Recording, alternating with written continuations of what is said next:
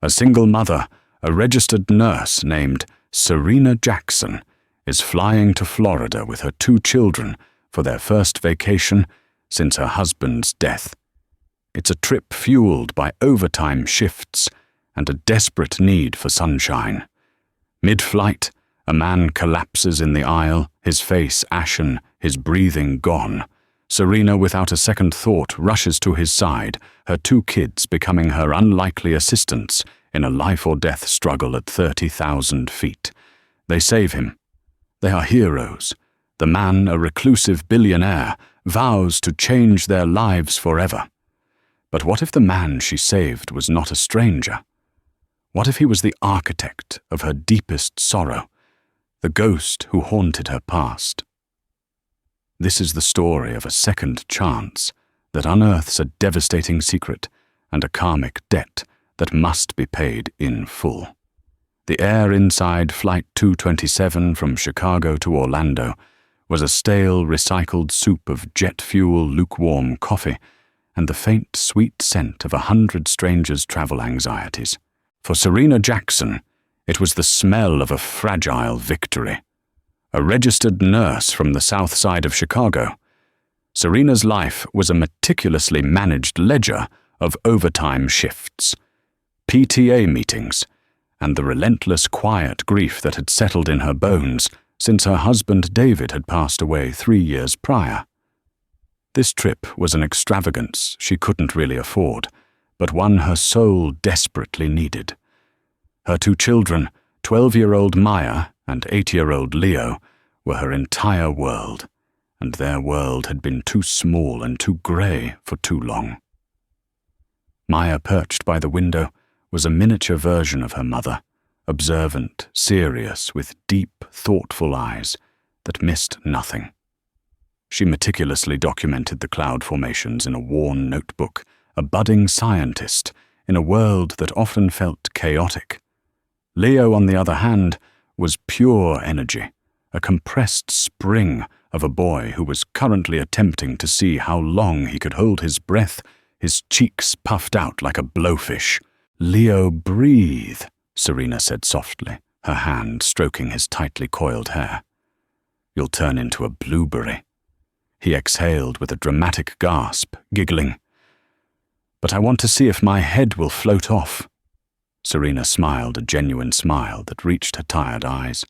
It was for them, all of it. The extra night shifts, covering for colleagues in the ER, the coupon clipping that felt more like a competitive sport, the constant juggling act of being both mother and father. It was all for this moment, the 3 of them buckled into impossibly small seats, hurtling towards the manufactured magic of Disney World, a place David had always promised he'd take them. The thought brought a familiar pang, a dull ache she had learned to live with, like a phantom limb. David's illness had been sudden and brutal, a rare aggressive form of pulmonary fibrosis that the doctors had traced back to an environmental exposure, though the source was never definitively proven. One day he was a vibrant, strong mechanic with grease on his hands and a laugh that could fill a room. The next, he was tethered to an oxygen tank, his world shrinking until it was just the space between 2 breaths. The legal battle against a corporation, suspected of contaminating the groundwater near his old auto shop, had fizzled out a David and Goliath fight they simply couldn't afford to wage against a legion of corporate lawyers. They lost the case, and soon after, Serena lost him. "Mom, look," Maya whispered, her voice filled with awe. "You can see the curve of the earth." Serena leaned over Leo, her gaze following her daughter's. The world below was a patchwork of green and brown, shrouded in a thin blue haze. Up here, suspended between the heavens and the earth, she felt a fleeting sense of peace. For a few hours they were above the bills, the leaky faucet, the empty space in her bed. They were just a family heading towards the sun. A few rows ahead in first class, a man sat staring at a tablet, his face a mask of stern concentration. Arthur Sterling was a name whispered in boardrooms and on financial news networks, a titan of industry whose company, Sterling Innovations, had its tentacles in everything from biotech to private equity.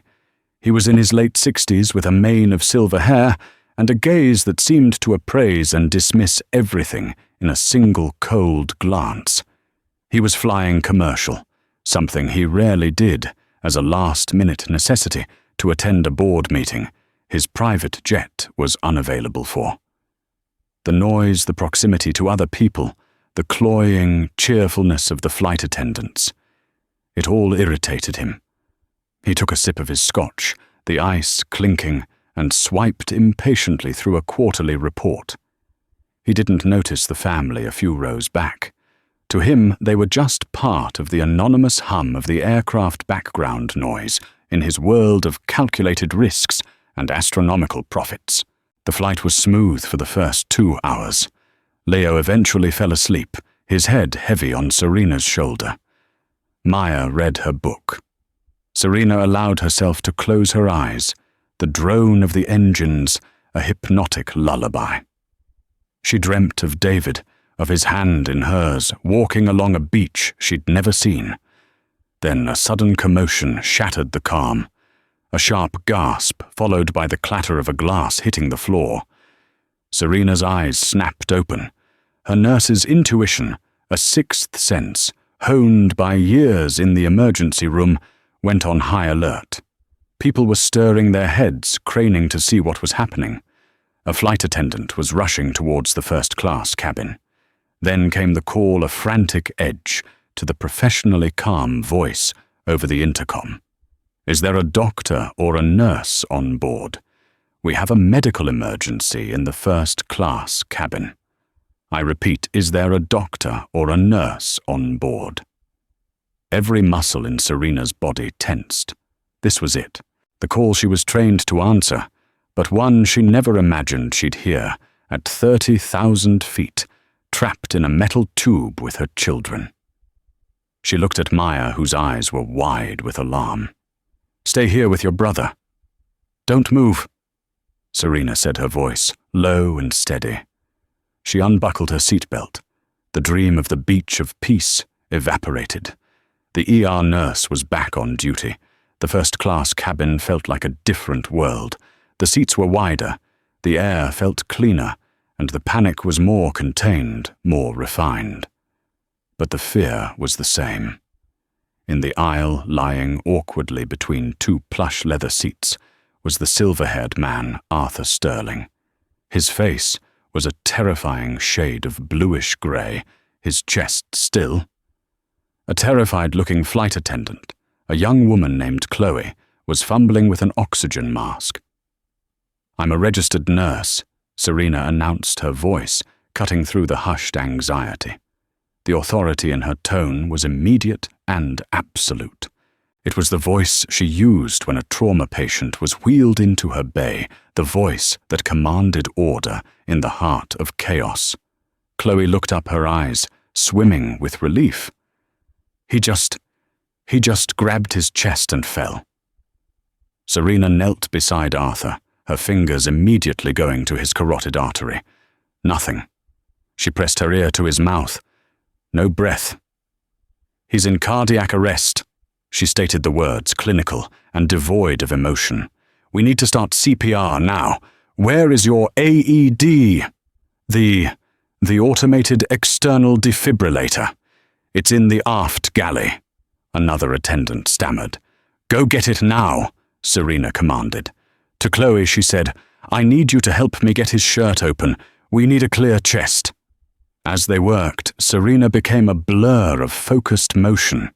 She placed the heel of one hand on the center of Arthur Sterling's chest, her other hand on top, and began the brutal, rhythmic work of compressions.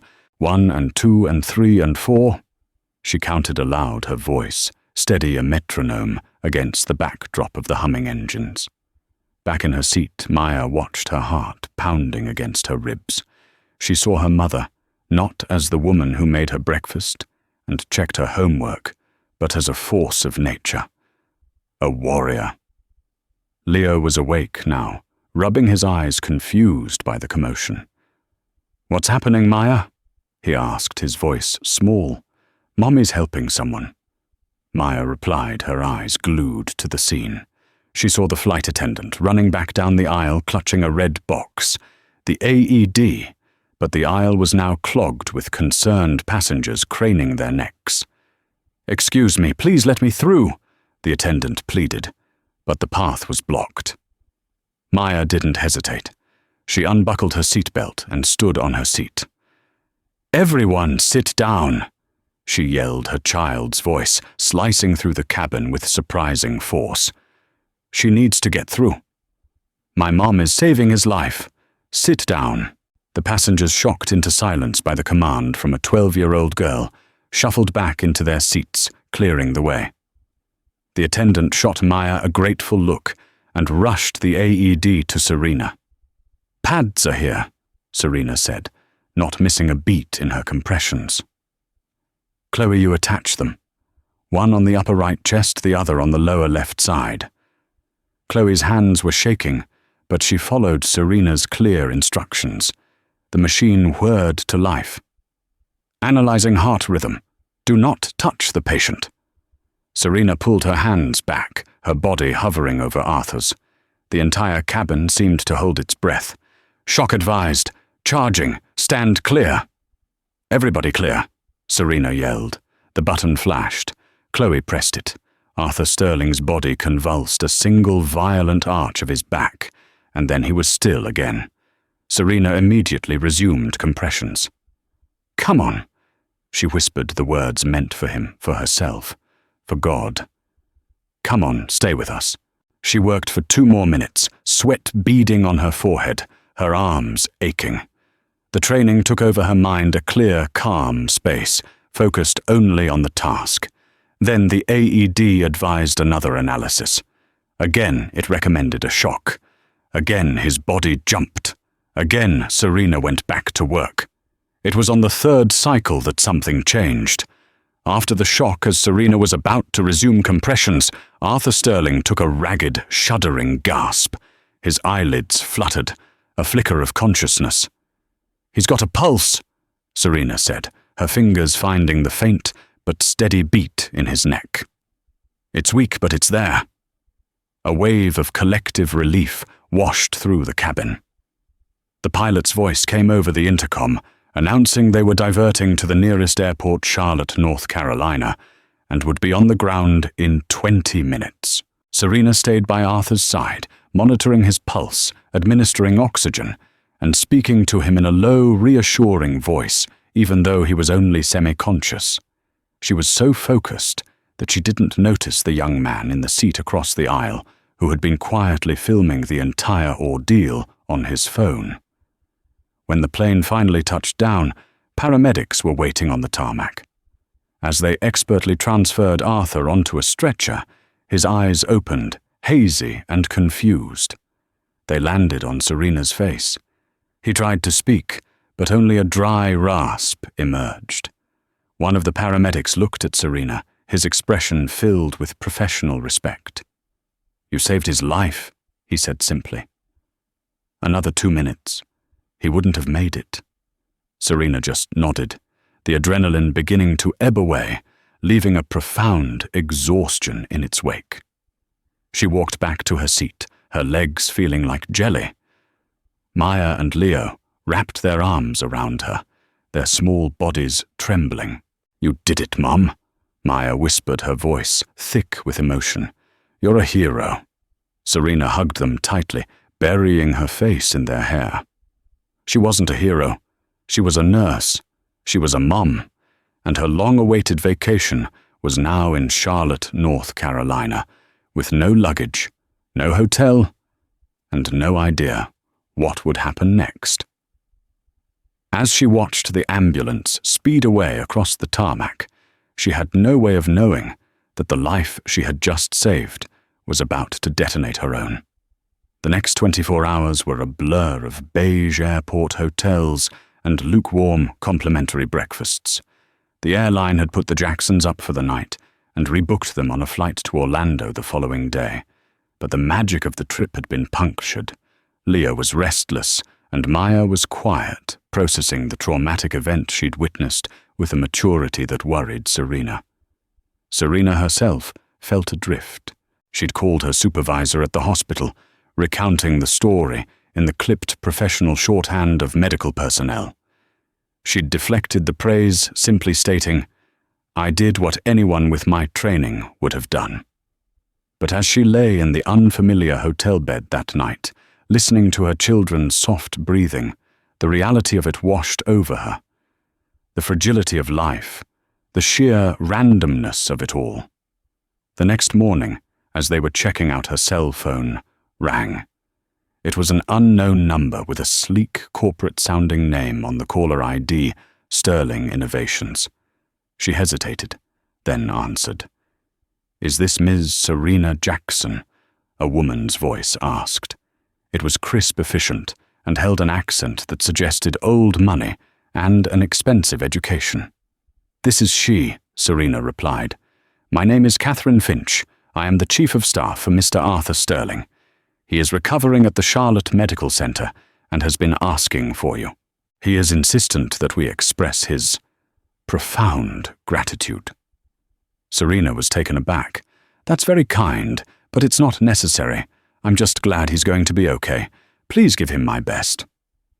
"Ms. Jackson," Catherine's voice was firm, cutting off any attempt at a polite refusal. "Mr. Sterling does not believe in small gestures. He is convinced you are his guardian angel. He has instructed me to ensure that your interrupted vacation is compensated and to discuss a more permanent expression of his gratitude. Could you and your children be available for a car in 30 minutes? An hour later, Serena, Maya, and Leo were being ushered not into a hospital room, but into a private, sun-drenched suite on the hospital's top floor, a place reserved for donors and dignitaries. Arthur Sterling was sitting up in a plush armchair, looking pale but remarkably composed. He was dressed in silk pajamas and a robe and IV stand, his only concession to his recent brush with death. Catherine Finch, a severe-looking woman in a tailored suit, stood beside him like a sentinel. "Ms. Jackson," Arthur said, his voice raspy but strong. He gestured to a chair. "Please."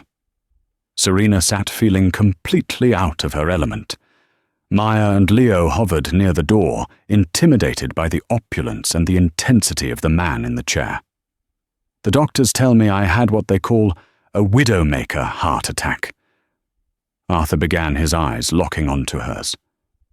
"They also tell me that the only reason I am not currently occupying a drawer in the city morgue is you. Your skill, your decisiveness." "I was just doing my job," Serena said softly. "No," he countered, a flash of his commanding presence returning. "Your job was in a hospital in Chicago. What you did up there was an act of grace. I am not a man who believes in fate, Ms. Jackson. I believe in action and consequence. Your action saved my life. The consequence is that I am now in your debt. A debt I intend to repay." Catherine Finch stepped forward, holding a sleek leather portfolio. "Mr. Sterling has instructed me to cancel your commercial flights.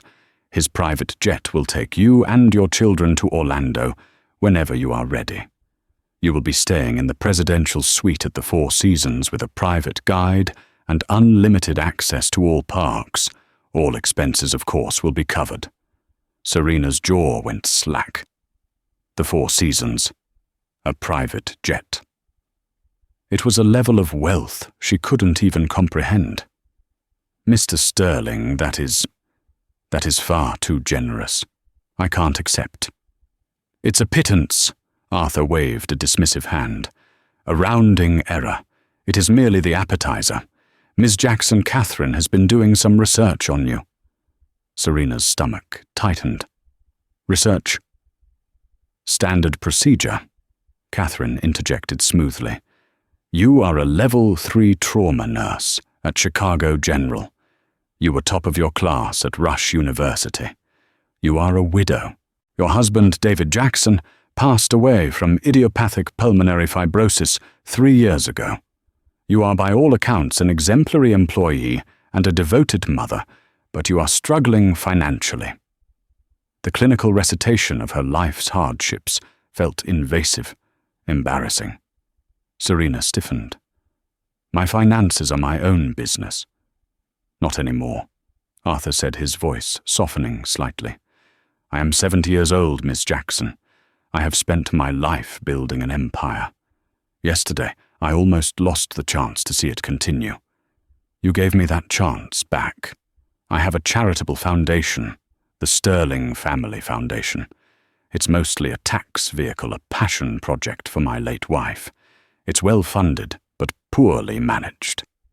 I want you to run it." Serena stared at him, speechless. "Run it? I'm a nurse. I don't know anything about running a foundation. You know how to care for people. You know how to make critical decisions under pressure. You have integrity. That's more than I can say for the last 3 Ivy League business majors who held the position," Arthur said.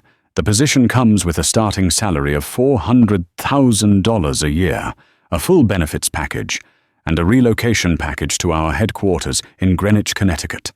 We have already found a house for you, a 5-bedroom colonial near the best schools in the state.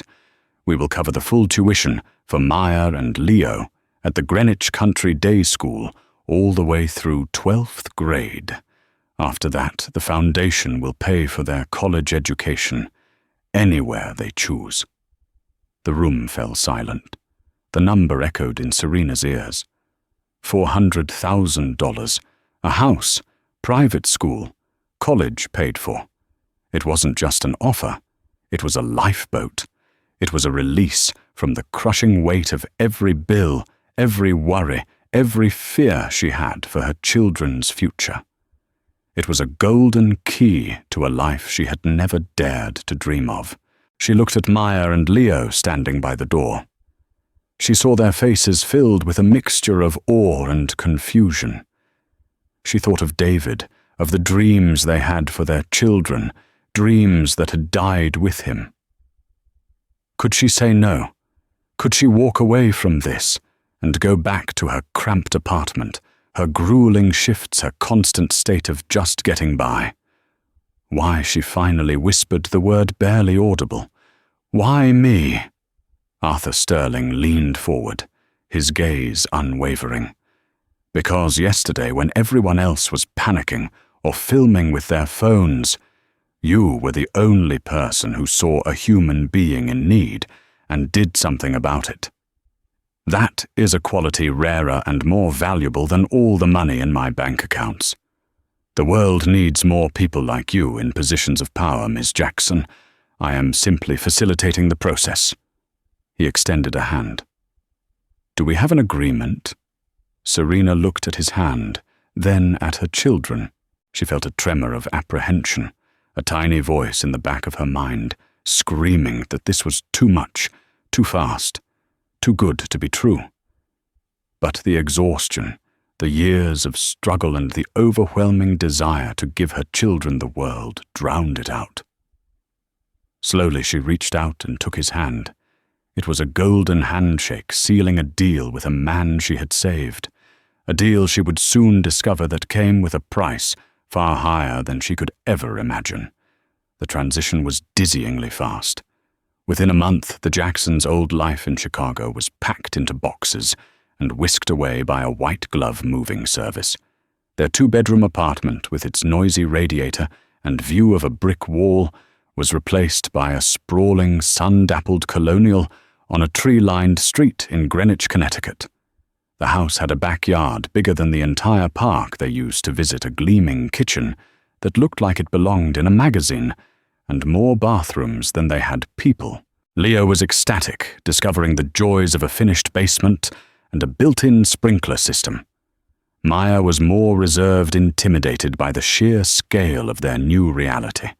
Their new school, Greenwich Country Day, was an imposing campus of red brick and manicured lawns where students were dropped off in polished Mercedes and Range Rovers. The other mothers were draped in cashmere and quiet confidence, their friendliness towards Serena polite but distant, as if she were a curious new species they hadn't yet classified. Serena's new job was equally surreal. The Sterling Family Foundation occupied the top floor of a glass and steel tower overlooking the Long Island Sound. Her office was larger than her old apartment's entire living room, with a panoramic view and a mahogany desk that felt like the deck of a ship. Her title was Executive Director. Her salary was deposited into her bank account with an almost comical number of zeros. Catherine Finch became her guide, or perhaps more accurately, her handler. She showed Serena the ropes with icy efficiency, explaining the Foundation's portfolios, its grant-making processes, and its key initiatives, mostly donations to art museums, opera houses, and Mr. Sterling's alma mater. It was charity for the rich, a way to polish a legacy. Mr. Sterling prefers the Foundation to maintain a low profile. Catherine explained during Serena's first week. Our focus is on established institutions. We avoid messy, hands-on projects. Serena, however, was a nurse. She was used to messy and hands-on. She started small, proposing a new initiative to fund mobile health clinics for underserved communities. To her surprise, after a brief formal proposal process, the board approved it. Mr. Sterling from afar seemed pleased. Serena felt a spark of purpose. Maybe she could do some real good here. Maybe this was more than just a reward. Maybe it was a calling. Life settled into a strange, luxurious rhythm. For the first time, Serena didn't have to check her bank balance before going to the grocery store. She could buy organic strawberries without flinching. She hired a tutor to help Leo with his reading, and enrolled Maya in a summer robotics camp she had only ever dreamed of. She was providing for her children in a way that David would have been proud of. Yet, a subtle unease began to creep in. Their new life felt like a beautiful, impeccably designed stage set, but she couldn't shake the feeling that she didn't know what was happening behind the curtain. Arthur Sterling was an absent benefactor. He communicated only through Catherine, his health having taken a turn after a secondary infection he'd acquired in the hospital. He was now sequestered in his massive estate, a fortress of privacy and wealth. The house, for all its beauty, felt hollow. The silence was different from the silence of her old apartment. It wasn't the silence of peace. It was the silence of emptiness. At night, after the children were asleep, she would wander the large, perfectly decorated rooms and feel like an imposter. The first real crack in the facade appeared on a rainy Tuesday afternoon. Serena was working on a historical review of the Foundation's past grants, a project Catherine had dismissively called administrative housekeeping. She was in the Foundation's archives, a climate-controlled room filled with endless rows of filing cabinets. Most of the files were mundane donation receipts, thank you letters from museums. But one drawer was different. It was labeled Archived Corporate Litigation, SI Discretionary Grants. SI stood for Sterling Innovations. Curious, she pulled open the heavy drawer. Inside were dozens of thick legal files. They were records of small, discretionary grants paid out by the Foundation to community groups or legal aid funds in towns where Sterling Innovations had faced lawsuits. It looked like hush money packaged as philanthropy. Her blood ran cold. This wasn't charity. This was reputation management. She started pulling files at random. One detailed a grant to a small town in Louisiana to build a new playground, paid out just 3 months after Sterling Innovations settled a lawsuit over chemical dumping in that same town's river. Another showed a donation to a lung disease research center, made a year after a class action suit was filed by former factory workers alleging asbestos exposure. It was a pattern, a firestorm of litigation followed by a quiet, tax-deductible sprinkle of charity from the Foundation she now ran. Her hands started to shake. She felt a wave of nausea. She was not the director of a charitable foundation. She was the janitor cleaning up the moral and legal messes of Arthur Sterling's corporate empire. Then her eyes fell on a file name that made her heart stop. The folder was old, the label yellowed with age. It read, Black Creek, Illinois, Community Health Initiative Grant. Black Creek. That was the small industrial town 20 miles from Chicago, where David had worked for years, the town where the auto shop was located. The town whose residents had tried and failed to sue the corporate polluters they believed were responsible for a cancer cluster and a spike in respiratory illnesses. Her hands trembled as she lifted the heavy folder from the drawer and placed it on the table. With a sense of dread so profound, it felt like she was suffocating, she opened it. The contents of the Black Creek file were deceptively simple.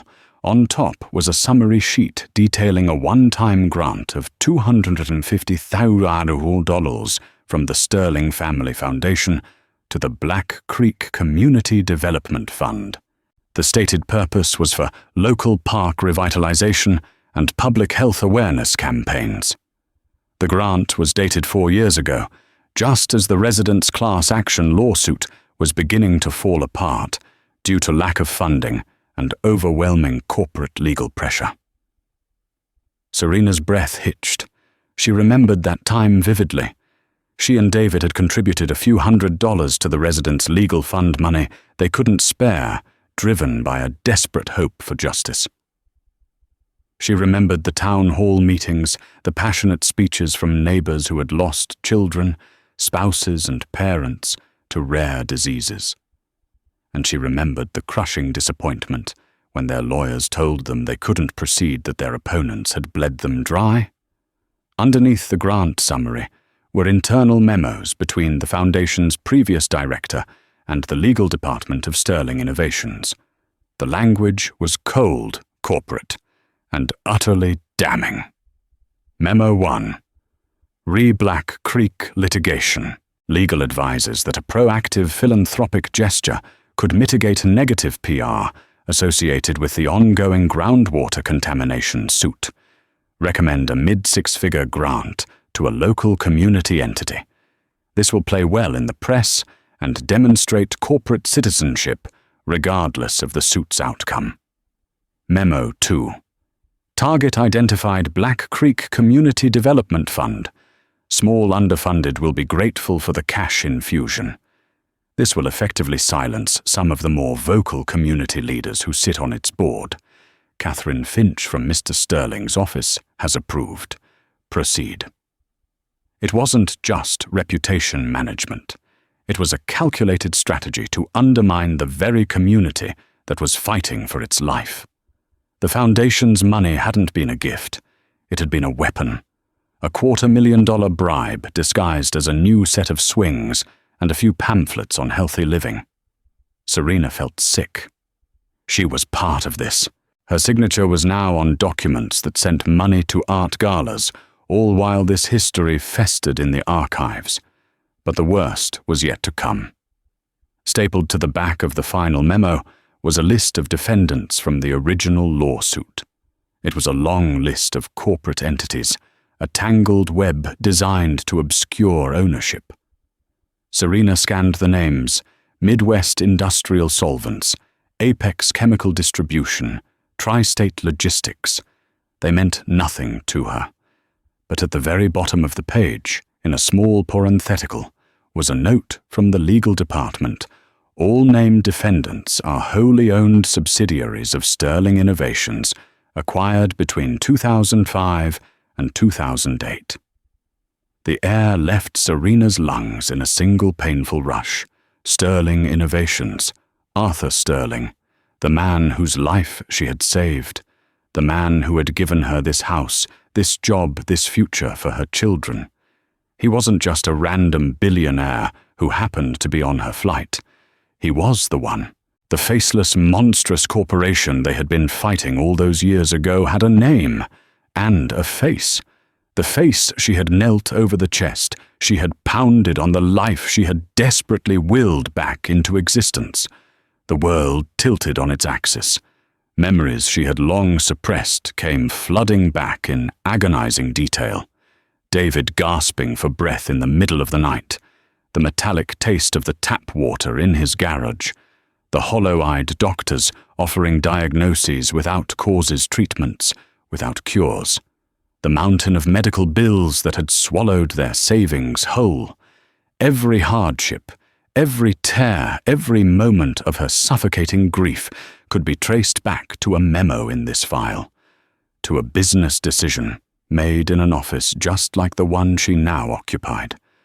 Her heroism on that flight was a cosmic joke, a cruel, twisted piece of irony orchestrated by a heartless universe. She hadn't saved a stranger. She had saved the architect of her own personal hell. She slammed the file shut, a guttural sob escaping her lips. The sound echoed in the sterile, silent archive room.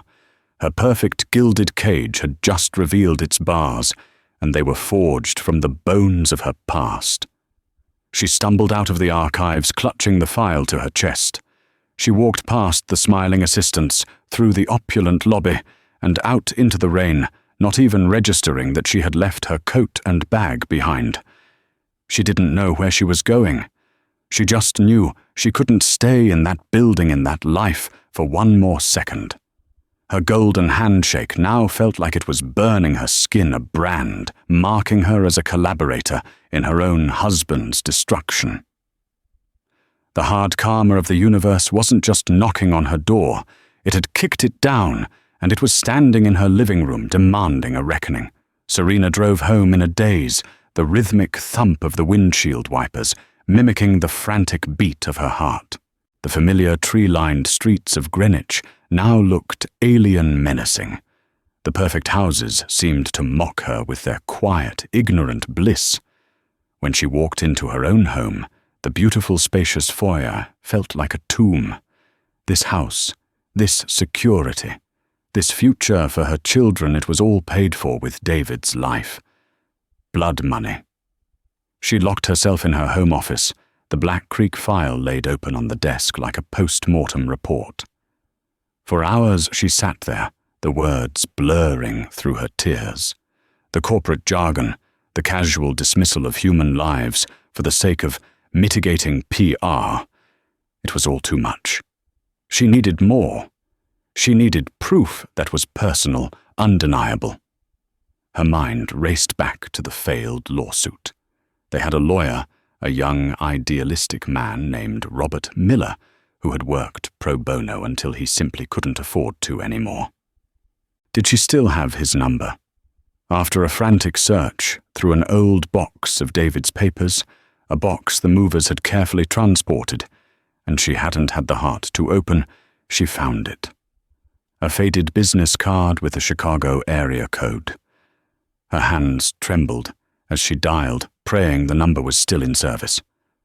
"Miller and Associates," a voice answered. It was him. Rob Miller. It's Serena Jackson, David Jackson's wife. There was a pause on the other end. "Serena, my God, of course. It's been years. How are you?" I have to ask you about the Black Creek case," she said, cutting straight to the point. Her voice was strained, brittle. Rob's tone immediately became more serious. "That was a tough one. We were just outgunned." "What about it?" "The defendants," Serena said, her eyes scanning the list in the file. "Apex Chemical Midwest Industrial, who owned them. We were never able to prove it definitively. We always suspected it was a larger conglomerate." Rob sighed. "They hid behind a maze of shell corporations. We spent months trying to pierce the corporate veil, but they buried us in paperwork. Our discovery requests were stonewalled at every turn. Why are you asking now, Rob?" Serena took a deep breath, the name like acid on her tongue. Was it Sterling Innovations? The silence on the other end of the line was deafening. When Rob finally spoke, his voice, was heavy with a mix of shock and weary resignation. "How did you know that we could never prove it, Serena?" It was the white whale. We had a source, an anonymous tip from a disgruntled former employee who claimed Sterling had bought up a portfolio of toxic asset companies in the early 2000s, companies with huge hidden environmental liabilities. The Black Creek polluters fit the profile perfectly, but we could never get a witness to go on the record. We had nothing concrete to take to a judge. "I have it, Rob," she whispered. "I have the proof, an internal memo. It's all right here." "You what, how, where did you get that?" Serena laughed, a broken, hysterical sound. "You're not going to believe me." She spent the next hour explaining everything: the flight, the heroic rescue, the job offer, the foundation, the file in the archive. With each word, she felt the surreal horror of her situation crystallize into a cold, hard reality. Rob Miller was speechless.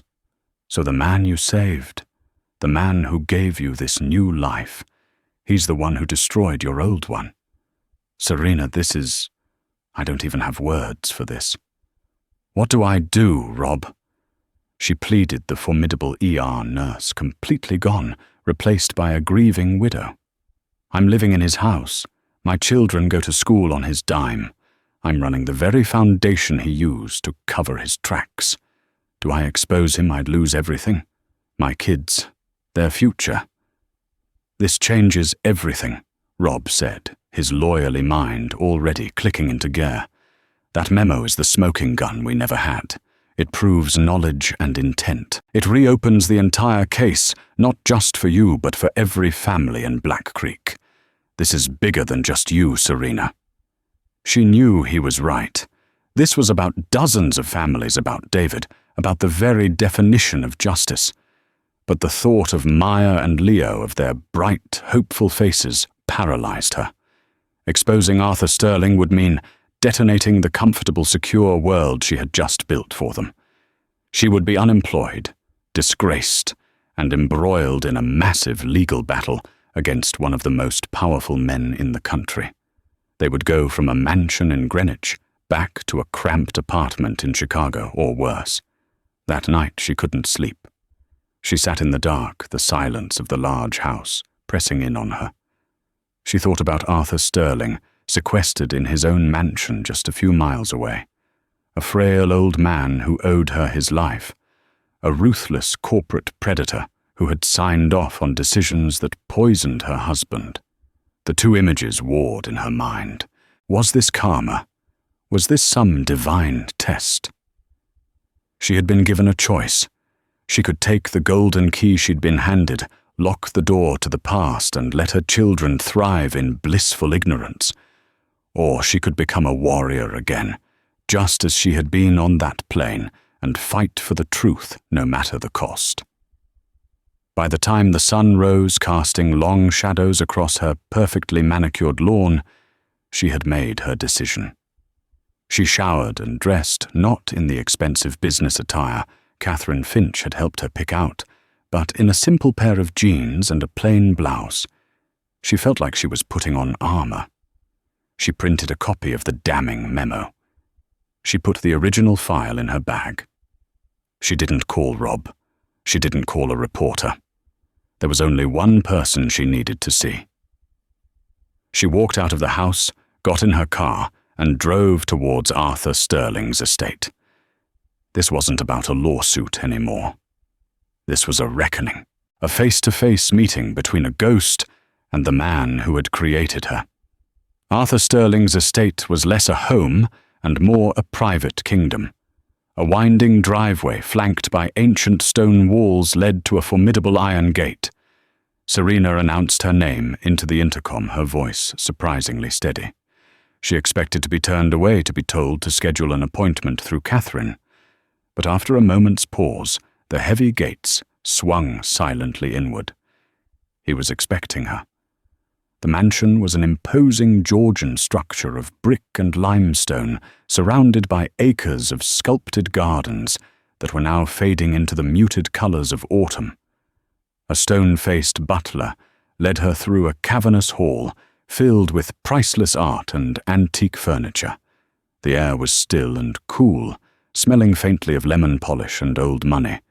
She found Arthur in a glass-walled conservatory at the back of the house, overlooking a vast grey expanse of the Long Island Sound. He was seated in a wheelchair, a plaid blanket draped over his lap. He looked smaller, more fragile than he had in the hospital. The titan of industry was gone, replaced by a tired old man. Catherine Finch stood nearby. Her arms crossed her expression, a mixture of suspicion and disapproval. "Serena," Arthur said, his voice a dry rustle. "I had a feeling I would be seeing you. Catherine told me you left the office rather abruptly yesterday. She said you were in the archives." "Leave us, Catherine," he commanded, without looking at his chief of staff. Catherine hesitated, her sharp eyes fixed on Serena.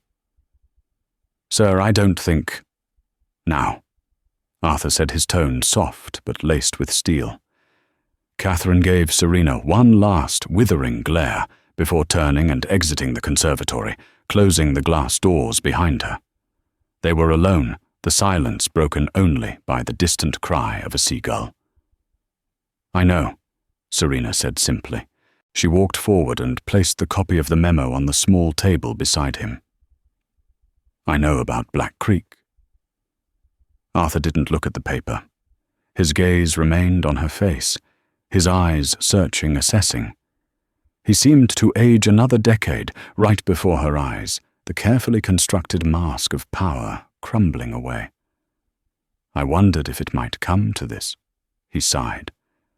"There are so many towns, so many factories, so many files, over 50 years of business. You leave a wake behind you. You don't always look back to see who gets caught in it." "Don't!" Serena's voice was sharp, cutting him off. "Don't you dare talk about my husband's life as the wake from your corporate yacht." His name was David Jackson. He was a mechanic. He loved the smell of gasoline and the sound of a perfectly tuned engine. He had a laugh that made his whole body shake. He wanted to take his kids to Disney World, and your company, your portfolio of toxic assets, drowned him. Slowly, painfully, I watched him suffocate for 2 years. Tears streamed down her face, hot and angry. And then the universe, in its infinite cruelty, puts me on a plane with you. It makes me save the life of the man who took my husband's, and you reward me for it. You bring me into your world, you put me in a beautiful house, you give my children a future, and you make me the director of the very foundation you used to silence the people you were poisoning. Do you have any idea what that feels like?" Arthur Sterling finally looked away, his gaze falling to his own frail hands, resting motionlessly on the blanket. "At first I didn't make the connection," he said, his voice barely a whisper. "When Catherine gave me your file, it said your husband died of pulmonary fibrosis. It's a tragedy, but a common one. The name Jackson didn't register. The Black Creek lawsuit. To me, it was just one of hundreds of nuisance suits, a cost of doing business. My legal team handled it. They told me we were in the clear, that we settled a few minor claims and the rest went away. They told me to authorize a grant from the foundation to build goodwill. So I signed the paper. That was the extent of my involvement." "You signed the paper?" Serena repeated, her voice dripping with disbelief. "With a flick of your pen, you condemned an entire town and then bought their silence with a new slide for their park." "I am not asking for your forgiveness, Serena," he said, looking back at her, his eyes filled with a profound, weary sadness. "It's far too late for that. I am a man at the end of his life, sitting in a monument to my own ambition, and I am telling you the truth. In the boardroom you don't think about names and faces. You think about assets and liabilities, profit and loss. The human cost gets sanitized into financial risk reports. It's a sickness, a moral rot that sets in over decades of immense power. He paused, taking a shallow breath. When I woke up on that plane, the first thing I saw was your face, and for the first time in a very long time, I didn't see an employee or a competitor or someone who wanted something from me. I saw a person who was fighting to give me another sunrise. You reminded me of a humanity I thought I had lost. And what am I supposed to do with that? Serena choked out. What am I supposed to do now? Rob Miller wants to reopen the case. He says I have the smoking gun. I can burn your entire world to the ground, Arthur. And God help me, there is a part of me that wants to. Then do it, Arthur said, his voice flat. Do it. Ruin me. Take everything. It's all just paper and numbers anyway. It can't buy me a new heart. It can't buy me more time. Serena stared at him, the frail man in the wheelchair. He was right. Destroying him wouldn't bring David back. Suing him would mean years of ugly legal battles, dragging her children through a public spectacle and trading her gilded cage for a cage of rage and retribution. Vengeance would be a hollow victory. But she couldn't do nothing. An idea began to form in her mind, born of a nurse's instinct to heal and a mother's will to build. She would not be a destroyer. She would be a rebuilder. No, she said, her voice gaining strength. I'm not going to sue you. I'm not going to the press. That's your way of doing things. Fighting, destroying, winning at all costs. I'm going to do it my way. Arthur looked at her, a flicker of confusion in his eyes. You said you owe me a debt, Serena continued, stepping closer. The debt isn't paid. It's not paid with a house or a salary. The debt is to him, to David, and to every other family in Black Creek, and God knows how many other towns like it. You're not going to get forgiveness from me. You are going to earn redemption. She leaned down, her face inches from his. I'm keeping the job. I'm staying in the house. And you and we are going to turn the Sterling Family Foundation inside out. No more vanity projects for art museums. We are going to use every penny of its billion-dollar endowment to fix what you broke. We're going to create a compensation fund for the victims of Sterling innovations. We're going to build a state-of-the-art respiratory disease clinic in Black Creek and name it after my husband. You will not hide from this. You will fund it, and I will run it. You will spend the rest of your life, however long that may be, looking back at the wake you left behind, and you will help me pull every single person you harmed out of the water. That is how you will repay your debt. Arthur Sterling stared at her, his mouth slightly agape. For the first time, he was not being threatened with financial ruin, but with something far more daunting, a path to atonement. He saw the fierce, unyielding strength in her eyes, the same strength that had refused to let him die on that airplane. He had been rescued once by her hands. Now she was offering to rescue his soul. Slowly, deliberately, he nodded. Okay, he whispered. Okay, Serena. It was not an ending. It was a beginning. A difficult, painful, and complicated partnership forged in the crucible of tragedy and fate. The karmic debt was not erased, but it was finally being addressed. One life, one family, one town at a time. Serena Jackson never got the simple, sun-drenched vacation she had planned for her children. Instead, fate gave her a battle she never asked for. She could have chosen vengeance, a path that would have destroyed a guilty man, but also upended her children's future.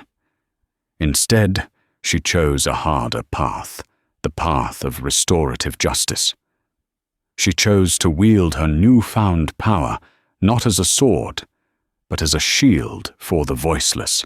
Her story is a powerful testament to the idea that karma isn't always about punishment. Sometimes it's about a reckoning that leads to redemption. It's a story about a mother's incredible strength and how one person's integrity can force an empire to account for its sins.